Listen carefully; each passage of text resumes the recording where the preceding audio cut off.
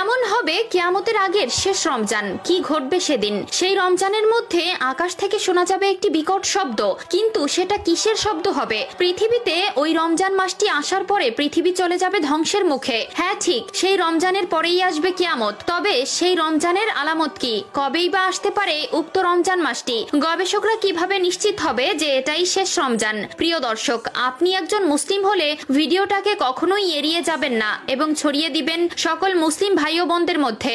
এবং যদি আসন্ন রমজানে সবগুলো রোজা রাখার নিয়ত করে থাকেন তবে অবশ্যই একবার ইনশাআল্লাহ লিখে কমেন্ট করবেন। তো চলুন ভিডিওটি শুরু করা যাক। এই পৃথিবীর শেষ কিভাবে হবে তা নিয়ে ইতিমধ্যে বিভিন্ন গবেষক বিভিন্ন রকম মতবাদ প্রকাশ করেছে। কেউ কেউ বলছেন সূর্য এই পৃথিবীকে তাপ দেওয়া বন্ধ করে দিবে। সূর্যের আলো পৃথিবীর প্রাণের সবচেয়ে অবিচ্ছেদ্য অংশ, কারণ সূর্য সালোক সংশ্লেষণের প্রধান উৎস এবং পানিচক্র সূর্যের আলো ছাড়া ধ্বংস হয়ে যাবে। আবার অনেকে বলছেন পৃথিবীতে পানি শেষ হয়ে যাবে। তবে এর ভেতরে সবচেয়ে যুক্তিযুক্তপূর্ণ মতবাদ হচ্ছে পৃথিবী তার নিজস্ব ভর হারাবে, যার ফলে পৃথিবীর সাথে অন্য কোনো গ্রহের সংঘর্ষ ঘটবে, আর এই জন্যই ধ্বংস হয়ে যাবে পৃথিবী। কিয়ামতের বেশ কিছু আলামত ইতিমধ্যেই প্রকাশ পেয়েছে, যা আমাদের প্রিয় নবী সাল্লাল্লাহু আলাইহি ওয়াসাল্লাম 1400 বছর আগে বলে যাওয়া কথার সাথে মিলে যাচ্ছে। হাদিসে বর্ণিত আছে, মানুষ এতটাই সম্পদ প্রিয় হয়ে যাবে যে তারা অর্ধ উলঙ্গ অবস্থায় থাকবে, অথচ উঁচু উঁচু দালান কোঠা তৈরি করবে। অন্য আরেকটি হাদিসে আমাদের প্রিয় নবী সাল্লাল্লাহু আলাইহি ওয়াসাল্লাম বলেছেন, কিয়ামতের আগে সময়ের বরকত কমে যাবে, আর ইতিমধ্যে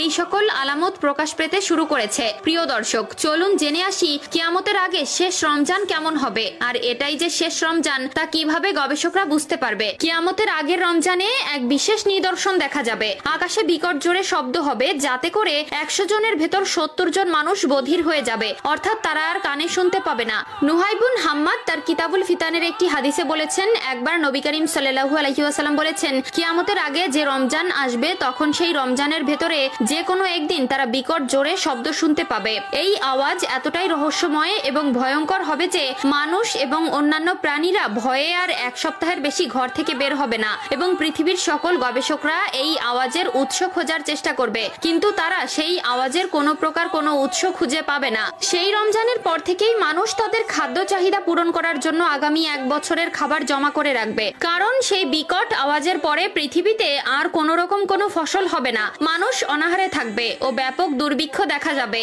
আমরা মুসলমান হিসেবে কিয়ামত দিবসে বিশ্বাস করি এবং এই পৃথিবীতে যে কিয়ামত ঘটবে তা নিয়ে কোনো প্রকার কোনো সন্দেহ নেই। তাই আমাদের সকলের উচিত সেই দিনের জন্য নিজেকে প্রস্তুত রাখা, কিয়ামতের জন্য বেশি বেশি নেক আমল করা, এবং আমাদের উচিত আল্লাহ তাআলার নেক বান্দা হয়ে ওঠার চেষ্টা করা। বিভিন্ন ইসলামিক গবেষণাবিদরা বলছেন কিয়ামতের সময় খুবই আসন্ন। আল্লাহ তাআলা আমাদের সকলকে